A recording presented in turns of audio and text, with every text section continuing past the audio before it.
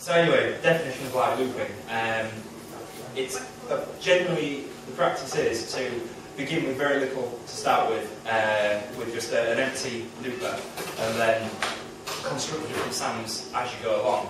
And that's quite an important thing for me, because as someone who sort of came from acoustic guitar and that kind of thing, I didn't want the idea of what I was going to be pre-prepared. I didn't really want it to be something where I knew that I had a good take assembled and that what I was going to be doing was going to be perfect because it had been constructed at home.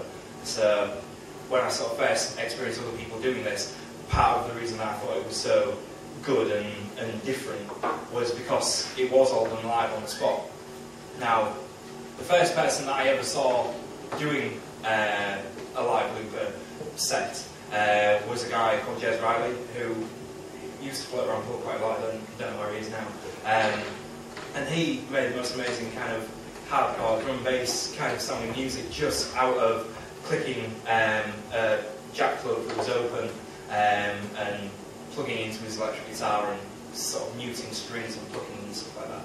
And to me, as a person who was listening to a lot of electronic music, but at the same time had only really played acoustic guitar up to that point, that was really, really great, because it was just this idea that there's a whole way of connecting electronic music with the more organic acoustic instrumentation. So that was kind of the first thing that I ever saw. And around the same time I moved to Carlisle. Now, I don't know whether anyone's ever been to Carlisle, but let's say it's a good place to start going introspective and looking after, you know, a personal musical mission. So I started off quite simply with just one simple delay pedal, because realistically the start of all loops is just a delay. And by delay I mean, if I make a sound and I record that into a device that then replays that over and over again, that's a common organ delay. I mean, you get that for normal guitarists use that. You know, it's a fairly standard thing. But if you set what they call feedback very high, now feedback is basically, if I play a clap, it's how many more times I'll hear that clap. And if I have that set very high, or constant, indefinite, then that can become a rhythmic bed that I can then loop over the top of. So I'll give you an example of that first of all, just because that is literally, I've got all this shit around me, but there's no need at all to wait to have shit. Just start making music with whatever you've got and whatever tools you've got. I mean, any multi-effects these days has some form of looper inside it, so you know, you can do stuff with almost any range of equipment. So first of all, I'm just going to go over there. So Paul, if you want to just mute this channel and put channel 1 on, and we'll just do a quick demonstration of that. Cool.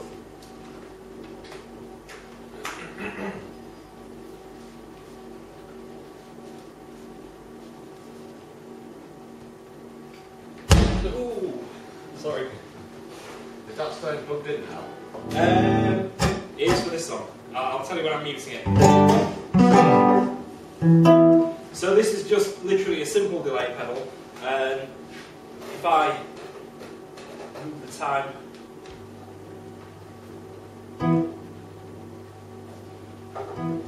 so that's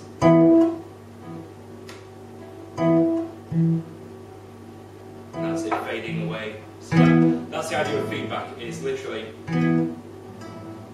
you can hear it getting quieter and quieter, and eventually that will disappear, which is quite a useful tool because it allows you to transition quite subtly between different tones and textures. So if you're doing things that are quite ambient in their nature, the delay pedal is very useful rather than a loop pedal, because a loop pedal tends to keep them repeats going forever, whereas a delay pedal lets things fade out and lets you transition.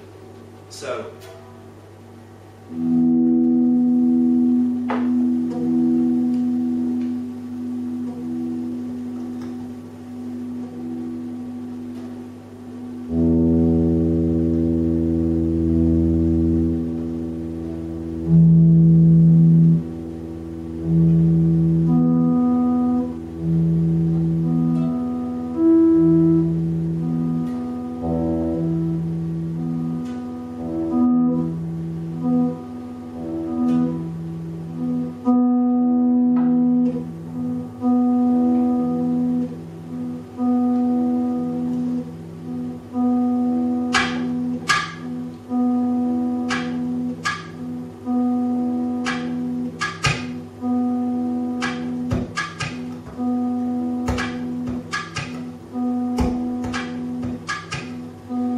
So now what I've done is I've locked that off, so that will repeat at that level infinitely. And that then lets me play over the top of this bed that I've created.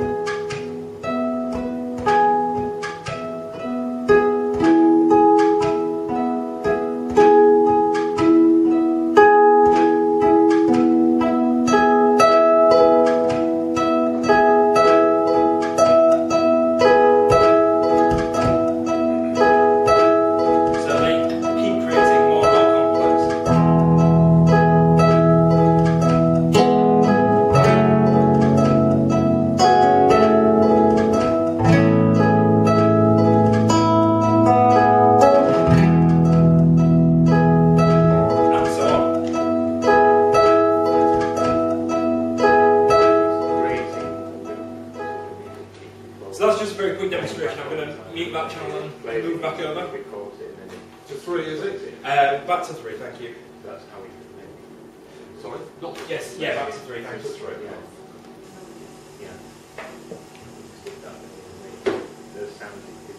What about? So, yeah, that's just a very, very quick demonstration. That was something that I became obsessed with and I did for a long, long time in my bedroom. It wasn't really something that I took live because there's a limit to what you can do on one. And, you know, by all means, some people started off and then kept just doing that. There's fantastic guys. I'll play some in a little bit called Dusty and One, who has never gone beyond having one very, very small compact box and a few effects. I think does amazing things with just that. So again, equipment isn't really a bar to entry. It's just a case of getting something and being creative with it. So the next stage that I had was I discovered a mailing list called Looper's Delight, which, if anyone's interested in looping, I would really, really recommend getting onto. It's loopersdelight.com, and it's an old school mailing list that comes to your inbox, and there's a community of people who are both, there's professionals, amateurs, beginners, everything. And I tipped into this community at just the right time, really, because some new things had just sort of been brought out. Some of the guys who actually began the list had just started making their own looper, and it was a real revelation to me to find out what was possible.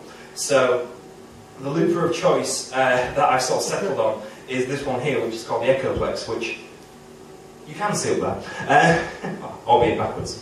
So the key things here is this is a proper looper rather than a delay pedal, the difference being that within this it's built to take on board a sound, record that sound over a longer period of time than what you'll get on most delay pedals. Most delay pedals will be maybe sort of up to 4, maybe 6 seconds, whereas this you've got over a minute of looping time. So therefore, having something like this gives you a real chance to extend what you do. So let's just see whether this is working. 1, 1. I don't think I hit the pedal. 1, 1. I didn't hit the pedal. So move this so I can actually see what I'm doing. 1. Oh, come on. 1. Oh, come on. 1. I know what I've done here. This is the other thing that I would say about doing this kind of thing is you will have many, many technical issues, and be prepared to cope with them. So, okay, I've tuned in now. So here, what we've got, you're reading it upside down up there. You've got a record button, and on nearly every looper that's commercially available, the record button is always the first one that you're going to press, and you need to be pressing that on the downbeat of your first bar of music. So in this case, we'll just go with the numbers. So 1, 1, 1, 1, and that's just going to loop on indefinitely. 1, 1. Now, one of the different things is obviously what I've done here. I'm now talking over the top of the word 1. If I want to put another word into this, I can use overdub, which is the second one here. 1, so 1, 1, 2, 1, 2, 1, 2, 1. You can see where I'm going with this. 1, 2, 1. I'm going to cancel that because it's quite annoying. But basically, the two main features of any loop, no matter how small, big, is the record and the overdub. The record being that initial capture of a sound, which in most loopers also sets the bass time that you're going to be working with, which is something that you have to decide how to cope with, because if, for instance, you're doing a 12-bar blues song, that initial bar, if you're going to have 12 bars of rhythm over the top of it, you need to be starting at the full 12 bars, so you need to play in a full 12 bars before you start adding the next thing. Now that can take a while, so you have to be quite structured when you're organising your set list to make sure that every one of your songs doesn't start with an epic 12 bar, you drumming on your instrument or whatever, just to establish that bass tempo. I tend to find that for some of mine I'll begin with a rhythm, for others I'll begin with chords, for others I'll begin with a lead line or something like that, just to keep it interesting for your audience. Now, sometimes I would say that actually having all the bells and whistles around you is useful just for keeping the audience interested, because you're doing something that people maybe haven't seen so often. So let's just actually play a little demonstration of building this.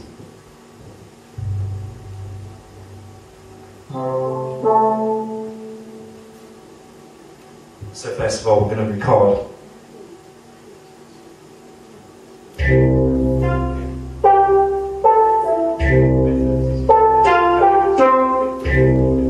So that's me doing 2 bars and then looping that over and over again. So that's put me in a position where my hands are free, I can do things, twiddle settings.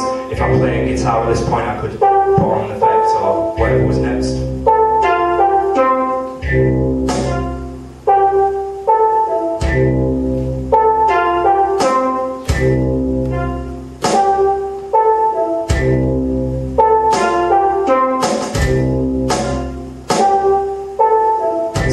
So now we're adding the second layer at the top of that.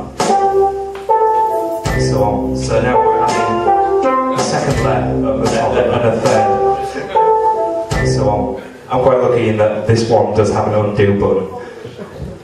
So the third principle of this, which you don't have on every looper, but it's very, very useful on this particular one, is what they call multiply, which is the concept of taking a single loop line and extending that out over multiple times. So, for instance, starting with a single bar, and then once you've established your single bar, multiplying that out so you've got maybe 12 repetitions of that single bar, whilst at the same time putting on your next chordal element. So that's where it gets more interesting at that point, because you're not keeping yourself hanging around.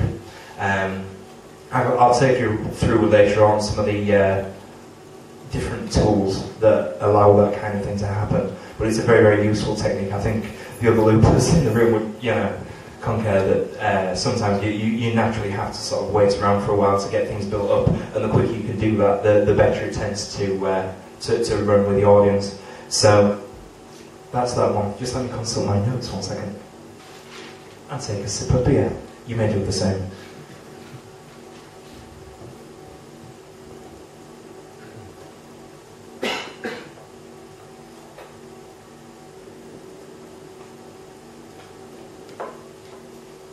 Yes. Now, one of the things I've got noted down here was after the original Jez Riley sort of chaotic drum and bass thing which got me into this, the next main influence that I had after that was a guy called Howie Dade, who's an Australian guy who he does a more singer-songwriter format of looping, and to me this was like a really, really important step, because I'd come from that singer-songwriter background. I really did want to integrate that with what I was doing. So when I heard what he was doing and the type of tunes that he was capable of, with just a couple of really simple loop pedals, that was very inspiring. So I'll play you just a little fraction of one of his songs called Ghost, and then we'll discuss how that is made up and the elements that go towards that. So just one second, I'm just going to move over to this board.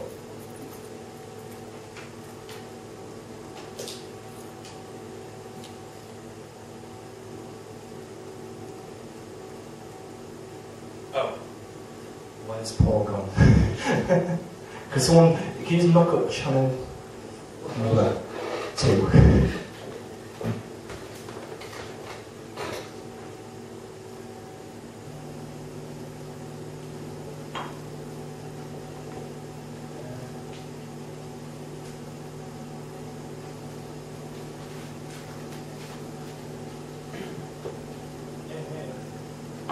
Side 2.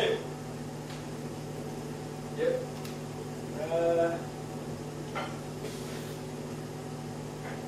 Try channel 3. Or is that the one that was already on? That's already on. Channel 4. 3 down, 2 down. No. I'm confused now. 4. There we go. That's it. Right, okay, go.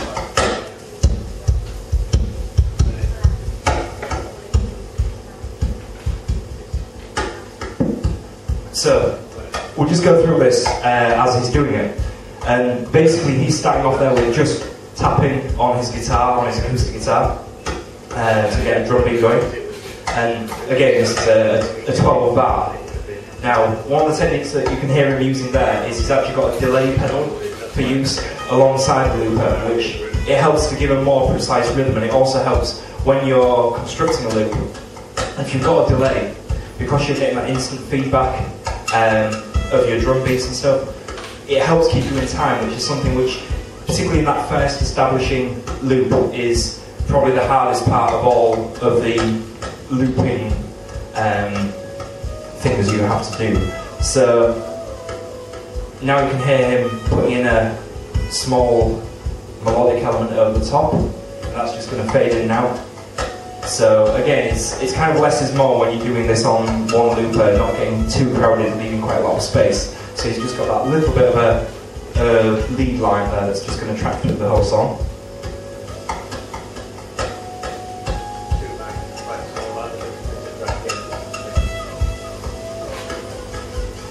And the first time I heard this, it just really, it spoke to me in what I was doing at the time, which, like I say, was kind of the singer-songwriter side of things. A bit of side.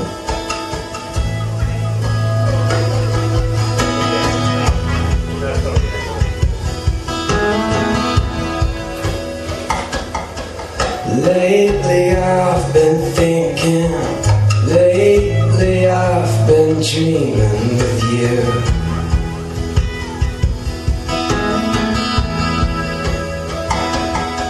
A life from reverse, and I'm denied by a ghost of you.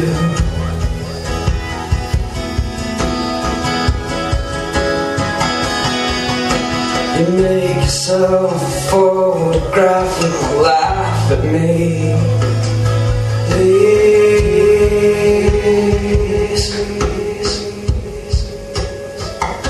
I know there's little use in crying. I'm wide awake and dying than I'm used to. And so that's how we did. Check them out. Can we have 2 up, please? Thank you. Perfect. So, just to sort of give a demonstration of my version of that. I blatantly ripped off a lot of this in my early days. This is a song called Made Me Cry, which it kind of it has all the same ideas because I stole them.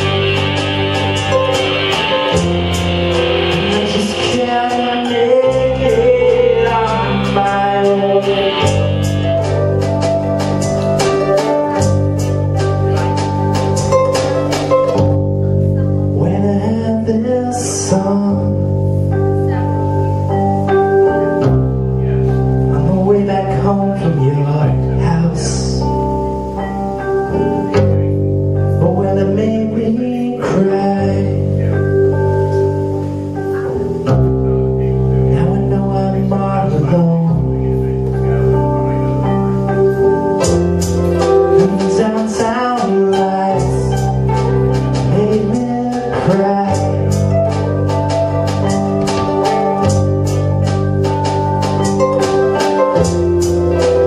Downtown lights made me cry.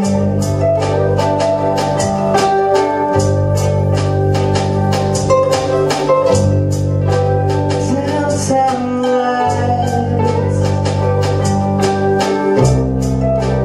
made me cry.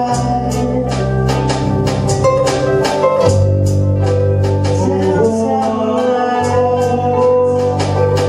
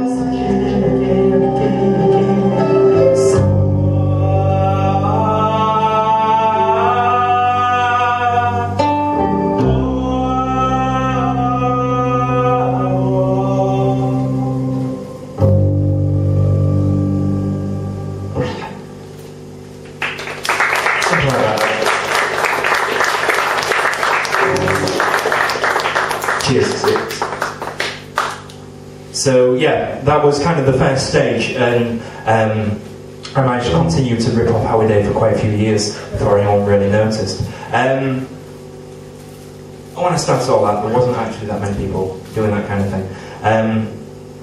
As it's grown, it's become so much more mainstream, and there's so many big artists now that use it. I'm going to play a really, really amazing piece by Imogen Heap, who's quite famous as far as it goes.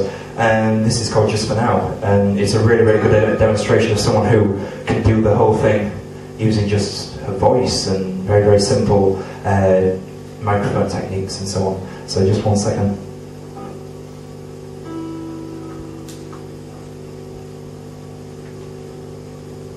Can we have 4 back up, please?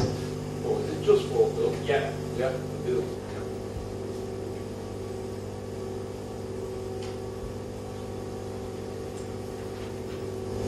Was it 4? Yeah. It was? Oh, okay, so yeah, no.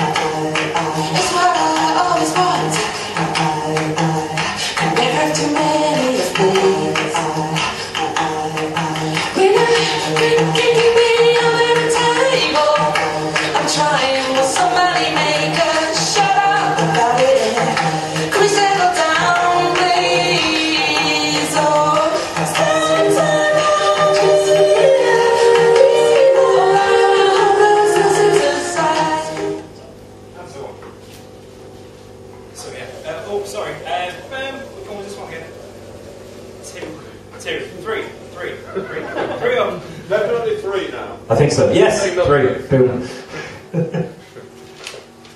Chaos, as always. So I mean, again, the way that Imogen writes her stuff, it's very, very simple, and one of the things that's quite important, particularly it works very well with the singer-songwriter things, is because you've got an ongoing melody line that sits on top of the loop, you can use a relatively small amount of time and a relatively small amount of bars in looping to establish a sound bed that you then moving over the top of. And if you're moving chords, I mean, the last one that I played, that was only 4 bars long. That was quite a small loop as far as it goes. But because I was playing the chords over the top of it and adding a few effects here and there just to thicken the sound, you can very quickly build up a whole band's worth of sound, which I think is something that's it is a big gain if people are wanting to do this kind of thing. A lot of people are doing it because they want to be self-sufficient. They want to take that aesthetic of a full band and then just create the whole thing themselves.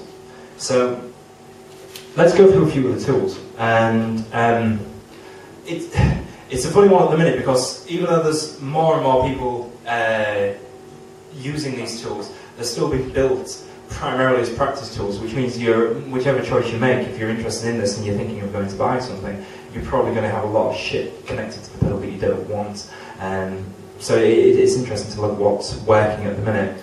I think within the current production models that are available, the RC50 by Boss, which is the one that Dan uses, who will be our headline act tonight, he experiences an awful lot of extra things you can do with that, because again it's got that ability to take a smaller loop and then play longer phrases over the top of it, which allows you to really compose verses and choruses and that kind of thing, really sort of extend what's possible. But the RC50 is quite expensive, so underneath that, the one that I would suggest is a fantastic tool, and it's one that I use. I'm a gear whore, I've got 2, which makes me sound terrible, but is the Line 6 M9, which it's a multi-effects pedal, and it's got an awful lot of actual effects. So if you're starting fresh and you're wanting to build up an arsenal of different sounds, I would really, I'm not being endorsed,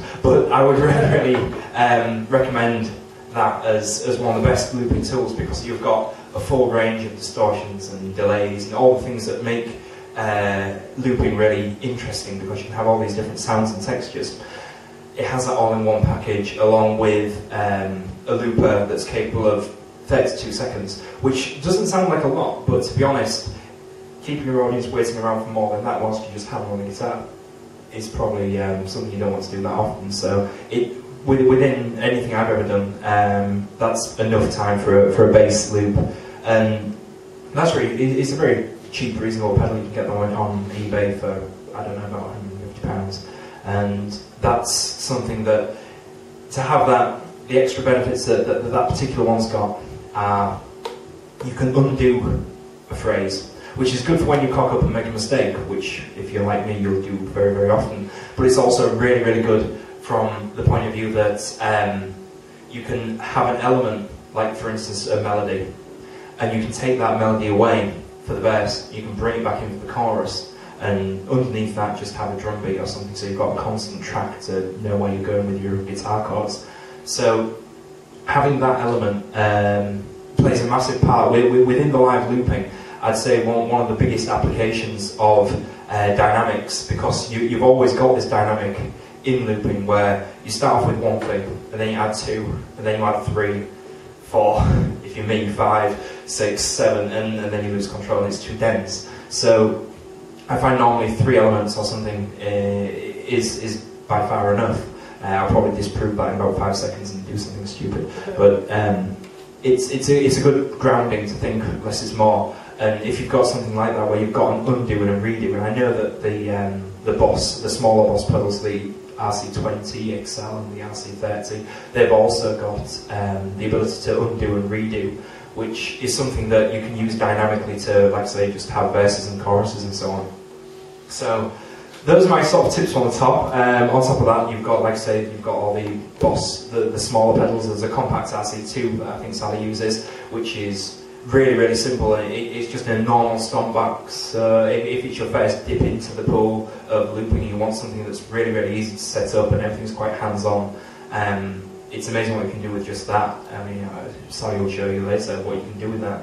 But you don't need a lot in the tools to get something out of it. What else?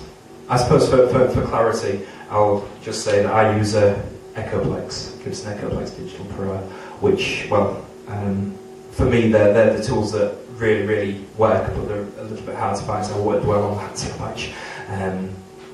But if you can find one and you've got some money, buy one, because they really are the best thing ever since sliced bread for looping. So yeah, that's them kind of things. One of the other things I will mention is, beyond a certain level, if you're using more than one looper, you are going to experience the issue of sync. And by sync, I mean keeping these two loopers in time.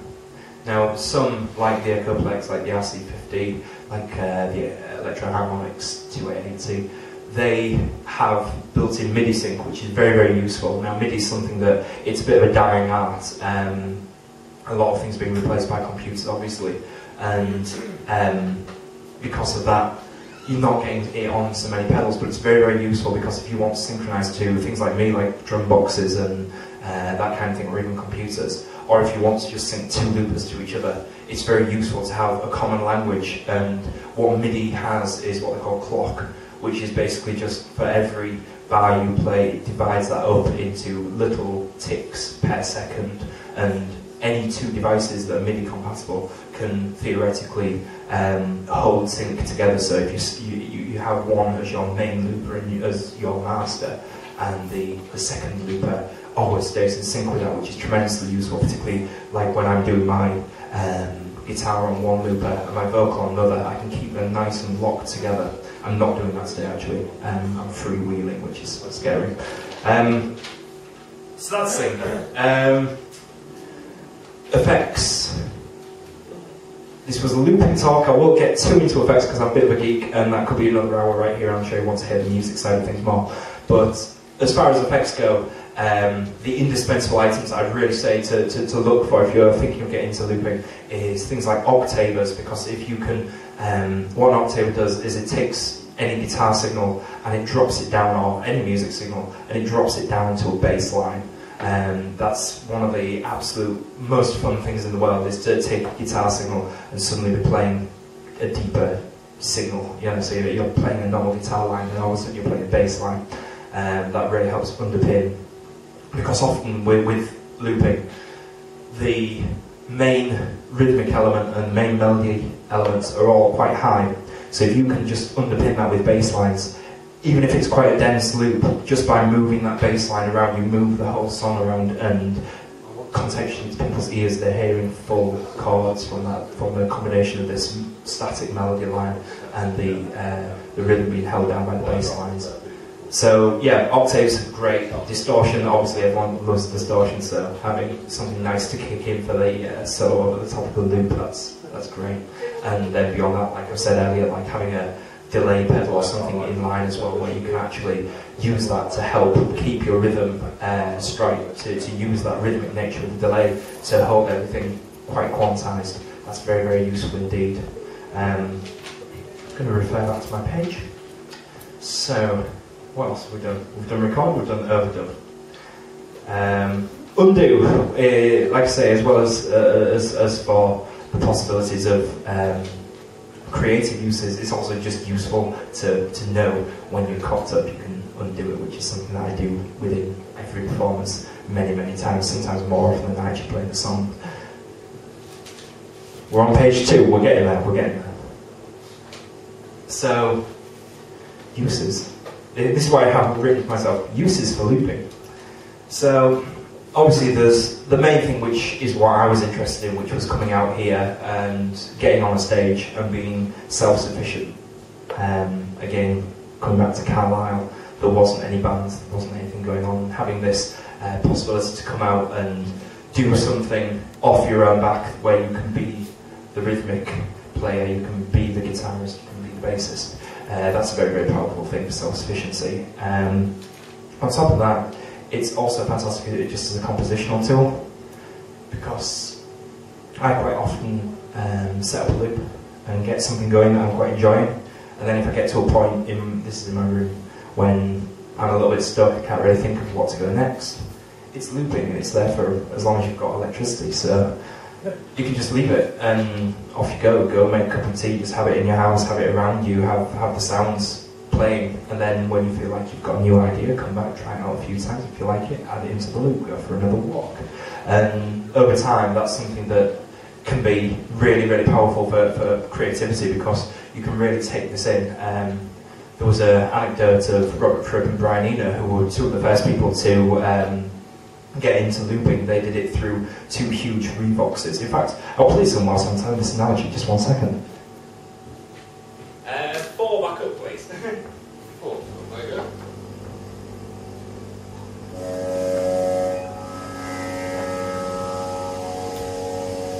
So this is No Pussyfooting Around, which is one of the earliest pieces of standard looping. Before that, there was people like John Cage, Steve Reich, but they were cutting up stuff in non-real time and reassembling it. Whereas what these guys did was they got 2 Revox cassette recorders, big reel-to-reel cassette recorders, and they set them out at other ends of the room and had 1 big piece of tape running between the 2 and running round. They had 1 set to just play back, they had 1 set to record, and any sound basically had the time it takes to go from there to there and back again to add new sounds. So this was like very, very manual looping, and they basically played this in and they got it going, and it starts, eventually it self-oscillates, starts to, because it's recording whilst it's playing back, it doubles up on itself. There's all kinds of timing anomalies because it's very ambient, and they got to the stage where they thought, let's have a cup of tea. And that's what they did. They stayed playing, and they got so far into this, and they went and had a cup of tea and just let it evolve all on its own, which is cool, basically, as far as I can see. So this is a good example of the ambient sort of medium. So if you're interested in the drone side, this often even works well within like a band context. Within this type of thing, I would say that a volume pedal is very, very useful, because then you can bring things in from nothing and let them linger there in the air. The other thing that's very, very useful for this kind of composition is to again have a delay pedal as well as a looper, so you can set that delay really, really high and let notes just become clusters of sound that just exist within the loop. And yeah, that's that. So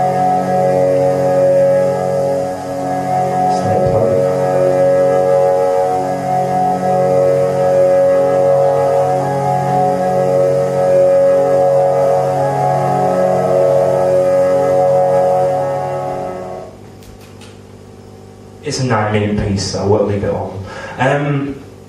One of the other things that's pretty good is, obviously, as an actual practice tool, looping is really, really fantastic for that, because it does help your timing. I mean, I was a very, very sloppy guitarist, and in some respects remain to be a very, very sloppy guitarist, but counting to 4 over and over again as it gets into your head, so it does help. It's a really, really useful tool. I've put here therapeutic musicology, which I presume means that I was getting bored by that point. But by which I really just mean that there is something very unique about this practice of making music, that it is soothing. Like, I come home, and if I'm stressed, if I've got a lot on my mind, you get into this partnership with the looping pedal where you're playing into it and you can hear your results coming back at you, you can reflect on them and stuff, and it's a real zone. And because of the amount of time it takes to sort of set this loop going and what have you, you really get transported off. So if you're feeling that you want something just to really sort of bed into and really focus on, it's good for the focus. So that's that. So one thing that was mentioned when I tried to put this forward as an idea, I was talking to a few guys who actually run nights, music nights, and I said, is there anything that you would want me to mention? And they wanted me to mention, so this is not from me, this is from the sound men of Hull. Basically, people just sort of said, get to know your equipment. You know, whatever that is, whether that's crazy shit like that or something a lot simpler or whatever you're carrying around with you, know the differences between, for instance, line level, which is something like a CD player or a sampler, guitar level, which is much, much lower and much quieter, and microphone level, which is the lowest of all, needs boosting to be any use to anybody. Everybody goes through these stages of having to learn how to balance levels, and depending on what your setups are going to be, it could be anything, but the quieter your original signal, if you're using more than one instrument, if you're using an instrument, a guitar and a vocal, you need to make sure you've got something there where you can balance them levels out and feed the sound man something nice that they can work with. That's more like public safety announcements. I'm going to stop that bit. So, the last thing I put there is some key pitfalls that I've personally had. One of them is obviously the repetition, which is kind of the point, but at the same time, there's a play-off. You have to be doing something significantly to keep a level of interest with the crowd, and I think that's quite often something that when you're starting out looping, you just go up and up and up and up, and you add a lot of things, and that can get too dense. So pick a few elements. I follow an electronic musician called Adelphi, who's fantastic. And one of the things that he was saying about his setup, which is actually a laptop setup rather than a live setup, but he was saying that he never uses more than 4 elements, because if the Rolling Stones or whoever can do it with like bass and drums and rhythm guitar and lead guitar, you don't need that much to make the music, so sort of don't just go up and up and up, because it can become too dense and the audience will get put off by that and scared. So that's one of advice. What else have I got? Repetition, done that. Oh yeah, this is my own one, which is desire to always be busy. Don't worry about not being busy, because sometimes a loop just needs to exist, and I quite often try and put far too much stuff into the loop and don't sit there and just enjoy it. So if there's nothing that needs to be said, don't just put stuff in there. And don't wait for the technology to be the best. There's always going to be problems, so just take what you've got, take what you can afford, and get something, and get going. And be prepared for it to go wrong, because it does. It always, the more shit you add, the more problems you add, and at the same time, you just got to roll with it. You can't stop it every time. I sometimes do if it's really, really chaotic and messed up, but you've got to learn to just go with that one. And if you're using microphones, now I know certainly Dan and a few other people are looking at the beatboxer side of things, which is something that my lips can't get around, so there'll be no demonstration of that from me, but there will be from them later on. If you're beatboxing or using anything that uses microphones, there's always that tendency to feedback, and once that gets into the loop's dead, because you just hear that over and over again unless you've got an undo to get rid of it. So if you're using microphones, try to keep the monitor levels as low as possible. So you can still hear yourself, obviously, but don't, just keep it low. And if possible, keep your microphone away from the speaker. Normally a microphone obviously picks up here, it often picks up directly at the back, so if you can keep yourself to one side of the microphone, of the monitor, sorry, that's very, very useful. And don't cook the microphone, don't ever cook the microphone, because everyone tries to do that to stop feedback and it doesn't, that just makes it worse.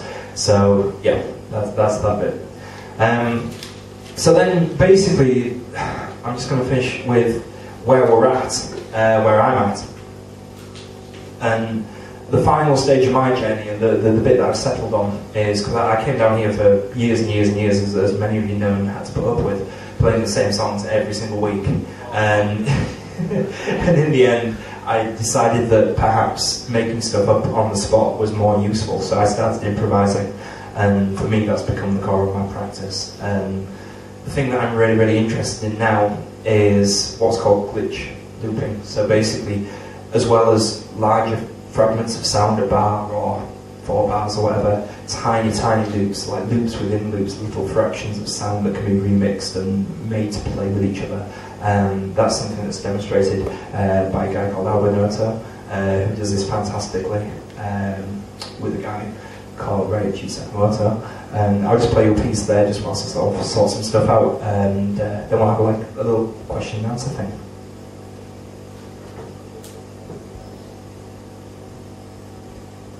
Oh, sorry. 4, back up.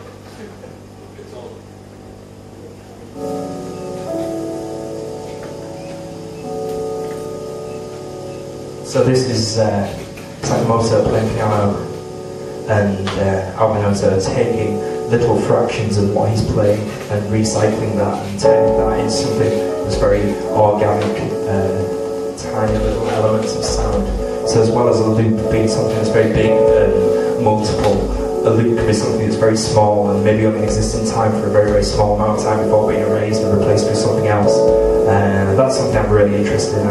I'm still learning that yet, but it's something that I love. I love the sound of it, so that's where I'm at.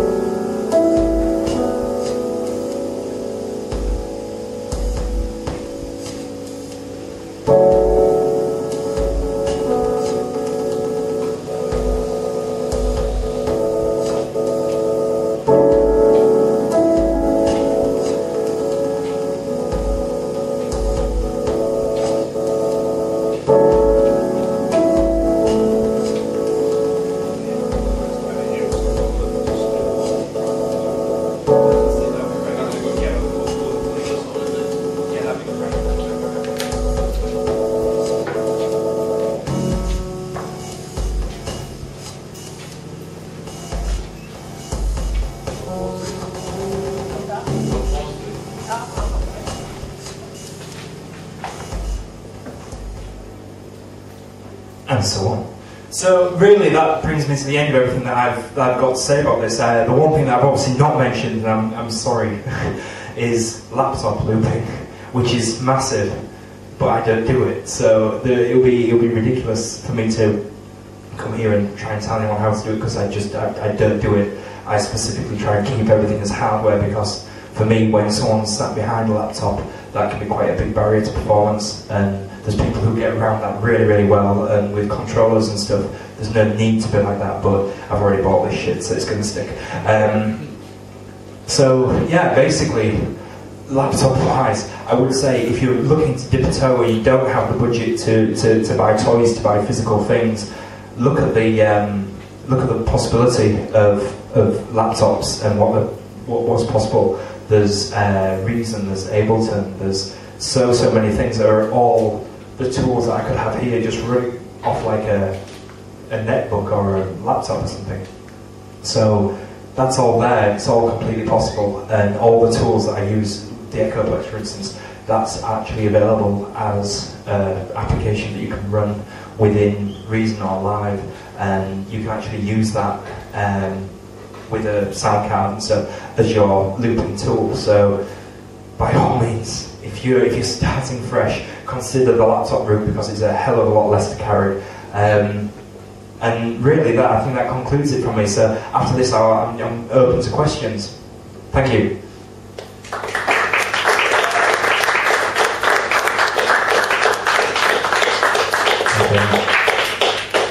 Okay, so questions. Someone. Yeah. Go on. Would you typically take all this to a gig, or would you just take a bit? What I've done, and it's been a few years in the making, is each of these boards is independent and of itself, or can be combined with any other board. That's something that, again, it falls down to the MIDI that I was on about earlier. All these can be MIDI synced. This is currently acting as my master within a normal set. So this one generates the clock signals, the beats that tell everything else what to sync to. I set this off at any given tempo, and whatever I have linked up to it can be synchronized. Basically, don't take all this shit to gigs. It's a ridiculous idea. I did it today because I had time to set up. Normally, you would find me with either these two together, or this one on the floorboard if I'm doing more guitar-based looping, or possibly just something like this smaller one and this small pedal board below me if I'm doing something more ambient and glitch-based. It's a valid point that you can take too much, and also if you bring loads of stuff, people tend to laugh at you if you crap. So take smaller things than me, by all means. Thanks. Any more? Are you looking for the Oh yeah, you actually asked that. You asked that on Facebook.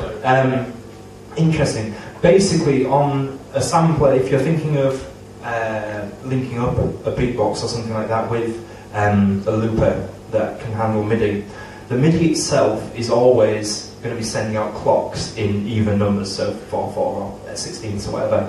But on a sampler such as this, you can specify the endpoint. So if you say end after 6 or end after 12, you can play something in 3/4 time and it will recycle when it gets to the end and come back around. So as long as you know in advance that this one is a 3/4 song and you're going to be accompanying it in 3/4, that will keep the two elements synced up. That's completely doable. Okay. Any more? Either I've been very thorough or you're all asleep. Oh, go on. You've got an awful lot of bits down here. Do you want to talk us through what everything is? Yeah, sure. Or a few selected bits? Love it. I love it. I love geek talk. This is fun. So, the way that the way that I've come up through this, I started off on the simple old delay pedals down there. So that's next to nothing. That's like a £30 off eBay little delay pedal dealio. So that you can get a lot of fun just by doing that. You can actually formulate a lot of ideas through that. Next up, I bought the Echoplex, which is the one that you can see here, and that's become the hub of my practice. So anything that I can record can be recorded into that. So any sound that I wish to make, hey, that's on, cool. So what we've got up here, this is a Roland Hand Sonic. So this is traditionally a drum kit that guys who like percussion and bongos and all that kind of stuff, it's loaded with all that.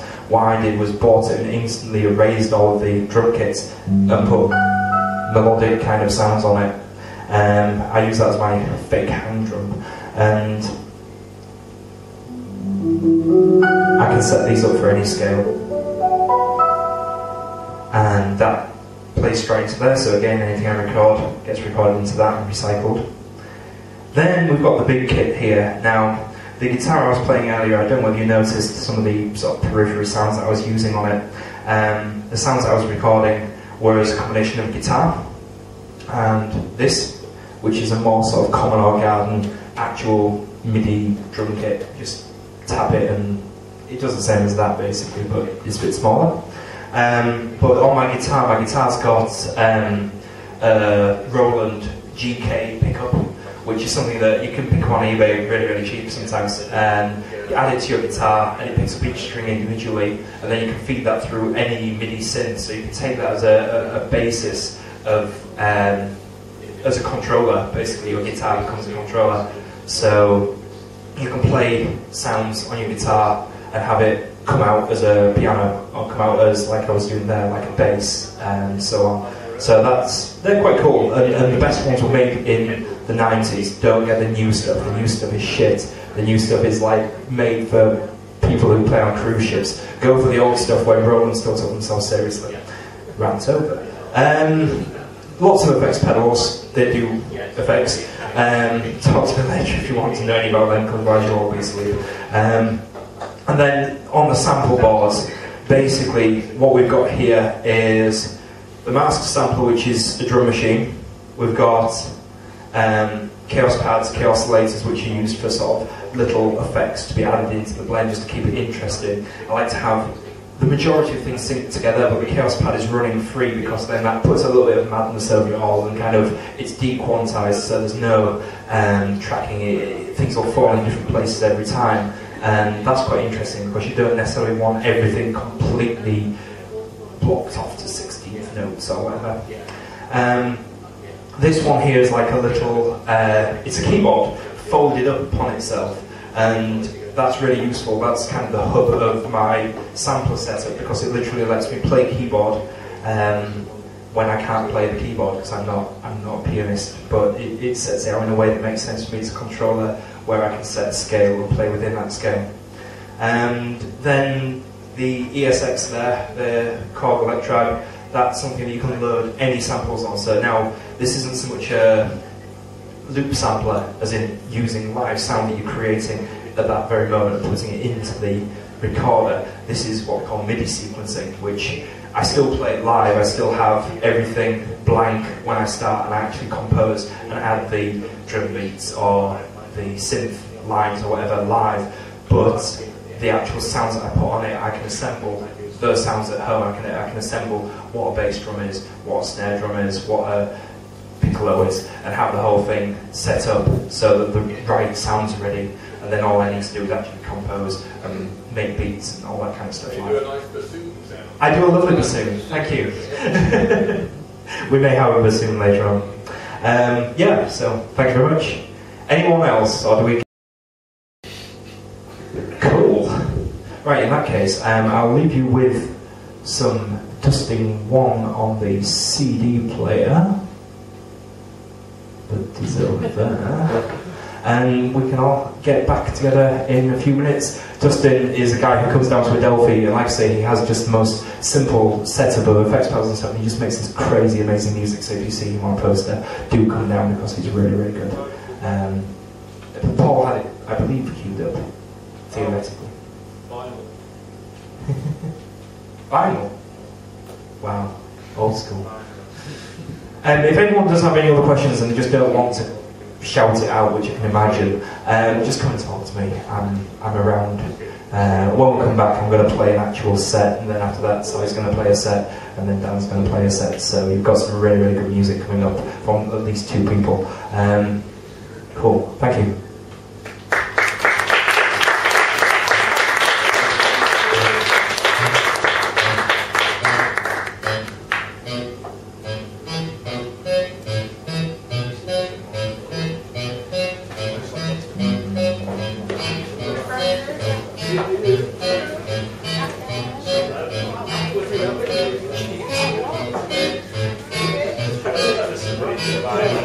No, it's okay.